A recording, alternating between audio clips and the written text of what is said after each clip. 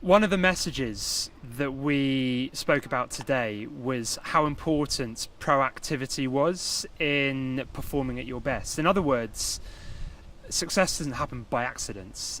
Largely, it comes from being well prepared and being clear about what you set out to do. In other words, you're controlling the performance isn't controlling you. A lot of people talk to me about irrational fears, and so many riders have fears that they know are irrational, and yet they're still inflicted with them. The problem often comes is that we notice these things, or they affect us negatively at the point at which they are most emotive. And if we try to deal with them then, we're probably going to struggle. It's not going to work.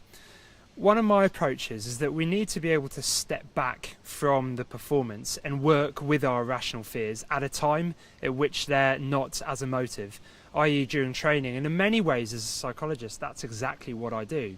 I sit down with people, or we press the pause button and we say, what do you notice? What are you thinking at this point in time? When does that affect you? Because in that occasion, what I can do is I can hold a mirror up and I can say to them, is that what you want to be thinking?